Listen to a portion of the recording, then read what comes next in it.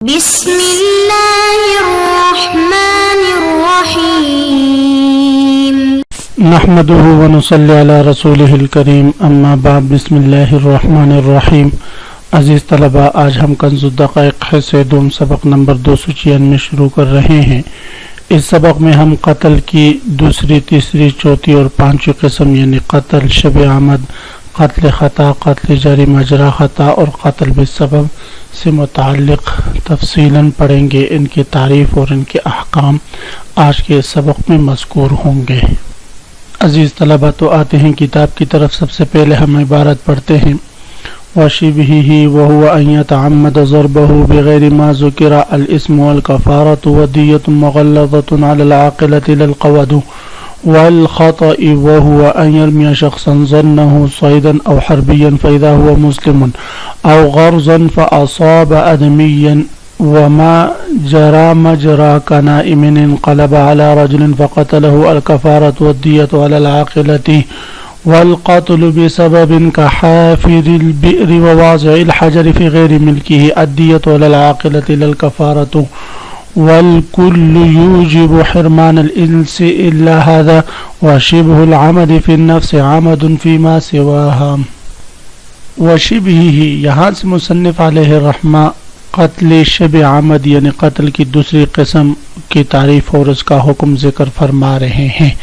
سب سے پہلے ہم عبارت کی ترکیب سے متعلق بحث کرتے ہیں کہ وشبہہ یا تو مجرور ہے، اس کا عطف گزشتہ القتل پر ہے، وموجب الشبہ یا جو ہے یہ مرفوع ہے اور موجب یعنی مبتدا کے قائم مقام مضاف کے قائم مقام اس کو رکھ دیا ہے اور یہ مرفوع ہے۔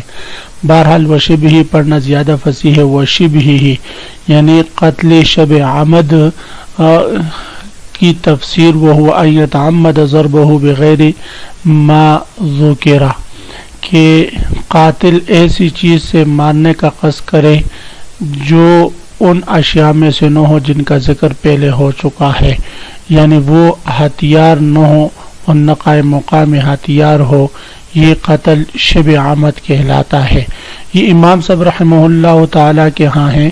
امام صاحب رحمہ اللہ تعالیٰ فرماتے ہیں کہ قاتل ایسی چیز سے مارنے کا قصد کر دے جو نہ ہتھیار ہو نہ قائم مقام ہتھیار ہو تو یہ شب عمد کہلائے گا، یہ قتل عمد نہیں ہوگا، کیونکہ اس میں قاتل نے ایسا آلہ استعمال کیا ہے جو قتل میں غالباً استعمال نہیں کیا جاتا، بلکہ اس آلے سے غیر قتل یعنی تعذیب وغیرہ کا قصد کیا جاتا ہے، قتل کا قصد نہیں کیا جاتا۔ تو عمدیت کا معنی قاصر ہونے کی وجہ سے اس سے قتل عمد نہیں بلکہ شب عمد کہا جائے گا۔ صاحبین رحمہ اللہ تعالیٰ کی نزدیک شب عمد کی تفصیل یہ ہے کہ وہ فرماتے ہیں کہ قاتل ایسی چیز کے ساتھ مقتول کو مارنے کا قصد کر لے جس سے غالباً قتل نہیں کیا جاتا، لہذا صاحبین رحمہ اللہ تعالیٰ کی نزدیک اگر قاتل نے بھاری پتھر یا بڑی لکڑی مارا تو یہ شب عمد نہیں بلکہ قتل عمد ہی ہوگا، کیونکہ ان سے غالباً موت واقع ہو جاتی ہے، تو یہ قتل کے لیے وضع شدہ آلہ کے درجے میں ہوگا۔ بہرحال راجح امام صاحب رحمہ اللہ تعالیٰ کا قول ہے جو مصنف علیہ الرحمہ نے ذکر کیا ہے، اور وہ یہ ہے کہ ان یتعمد ضربہ بغیر ما ذکر، جن چیزوں کا ذکر کیا گیا ہے اس کے علاوہ سے وہ مارنے کا قصد کرے، یعنی اسلحہ یا قائم مقام اسلحہ کی چیزیں نہ ہو، کوئی اور چیز ہو اس سے وہ مارنے کا قصد کرے اور مارے اور اس سے موت واقع ہو جائے تو یہ قتل شب عمد ہوگا، قتل عمد نہیں ہوگا۔ بہرحال وہ موجب شبہ، قتل شب عمد کا موجب الاسم، یہ خبر واقع ہے، کفارہ گناہ ہے۔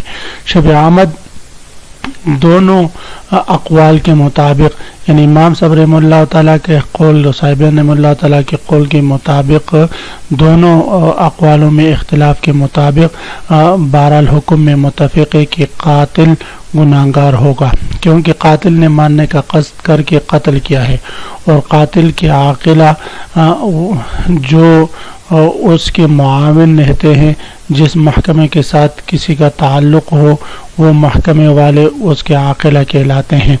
اگر محکمے سے تعلق نہ ہو تو اس کے خاندان والوں کو عاقلہ کہتے ہیں، تو اس کے عاقلہ پر اس کی دیت بھی لازم آئے گی۔ شب حمد میں وَمَنْ قَتَلَ مُؤْمِنًا خَطَأً فَتَحْرِيرُ رَقَبَةٍ مُؤْمِنَةٍ وَدِيَةٌ مُسَلَّمَةٌ إِلَىٰ أَهْلِهِ، یہ آیات کریمہ نص ہے۔ اس آیات کریمہ کی وجہ سے شب عمد کی دیت جو ہے یہ ثابت ہوتی ہے، اور یہ دیت جو ہوگی یہ دیت مغلظہ ہوگی۔ دیت مغلظہ میں 100 اونٹ لازم ہوتے ہیں، 100 اونٹ میں سے 25 اونٹ یک سالہ ہو، اور باقی 25 اونٹ 2 سالہ، اور باقی 25 اونٹ 3 سالہ، اور آخری 25 اونٹ جو ہے وہ 4 سال کے ہو۔ 3 سال میں یہ دیت ادا کرنا یہ ضروری ہے، اور اسی پر صحابہ رضوان اللہ تعالی علیہم اجمعین کا اجماع ہے کہ قتل شب عمد کا موجب قصاص نہیں، لیکن اس میں قاتل گناہگار ضرور ہوتا ہے، اور قاتل کی عاقلہ پر جو ہے وہ دیت لازم ہوتی ہے، تو لہذا دیت دینا یہ ضروری ہوگا۔ دیت کے بارے میں عزیز طلبہ ضابطہ یہ ہے کہ ہر وہ دیت جو براہ راست قتل سے واجب ہوتی ہے تو وہ قاتل کے خاندان پر واجب ہوتی ہے۔ اگر بعد از مصالحت کسی قاتل پر دیت ہو جائے، یعنی ابتداً تو اس پر قصاص ہو، بعد میں مصالحت کر کے اس پر دیت واجب ہو جائے صلح کی وجہ سے، تو وہ قاتل پر اور قاتل کے مال پر لازم ہوتی ہے، نہ کہ عاقلہ پر۔ وَهُوَ أَن يَتَعَمَّدَ ضَرْبُهُ بِغَيْرِ مَا ذُكِرَ الْإِثْمُ، تو قاتل گناہگار ہوگا۔ وَالْكَفَارَةُ، اور اس پر کفارہ بھی لازم ہوگا۔ وَدِيَّةٌ مُغَلَّظَةٌ، اور دیت مغلظہ بھی لازم ہوگی علی العاقلۃ، عاقلہ پر۔ للقود، اس میں قصاص لازم ہو نہیں۔ والخطأ، قتل کی تیسری قسم قتل خطا ہے۔ قتل خطا کی پھر 2 قسمیں ہیں، یا تو خطا فی القصد ہوگا یا خطا جو ہے فی العمل ہوگا۔ خطا فی القصد یہ ہے کہ وہ کسی شخص کو شکار سمجھ کر اور ہرنی سمجھ کر وہ مارتا ہے، پھر جا کر وہ جو ہے وہ دیکھتا ہے کہ وہ تو ہرنی نہیں ہوتی، وہ کیا ہوتا ہے، بھئی انسان ہوتا ہے، تو یہ خطا فی القصد ہے، اس کے قصد میں جو ہے خطا واقع ہوئی ہے۔ اور خطا فی العمل یہ ہے کہ اس نے تیر جو ہے شکار کو مارنا تھا، لیکن خطا ہو کر وہ نشانہ جا کر کسی انسان پر لگا، یا کسی کافر کو مار رہا تھا جا کر وہ کسی مسلمان کو لگا، تو یہ خطا فی العمل ہے۔ تو یہ دونوں قسمیں، چاہے خطا فی القصد ہو یا خطا فی العمل ہو، اس کا موجب یہ ہے کہ پر کفارہ لازم ہوگا، اور دیت جو ہے وہ عاقلہ پر لازم ہوگی۔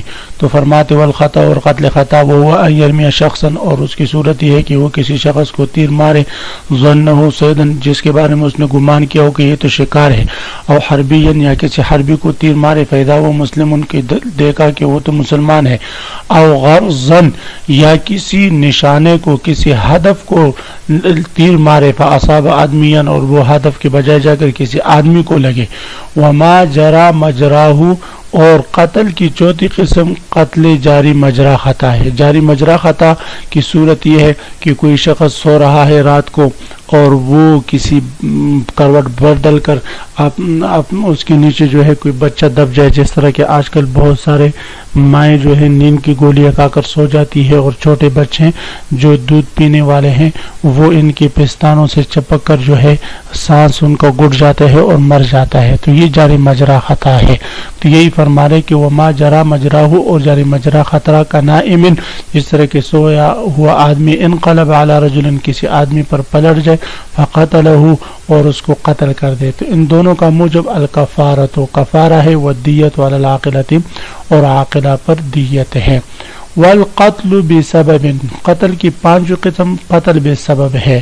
قتل بسبب کا مطلب یہ کہ وہ شخص جو بادشاہ کی اجازت سے کسی راستے وغیرہ میں کنواں کھودے، اور اس میں جا کر کوئی شخص جو ہے وہ گر جائے اور مر جائے، یا پتھر رکھ دے اور پتھر رکھنے سے جا کر وہ مر جائے، تو تو یہ قتل بے سبب ہے. کحافر البئر جس طرح کی کنواں کھودنے والا، وواضع الحجر پتھر رکھنے والا، فی غیر ملکی غیر ملکیت میں، تو اس کا جو موجب ہے الدیت دیت علی العاقلۃ عاقلہ پر، للکفارۃ اس پر کفارہ نہیں ہے.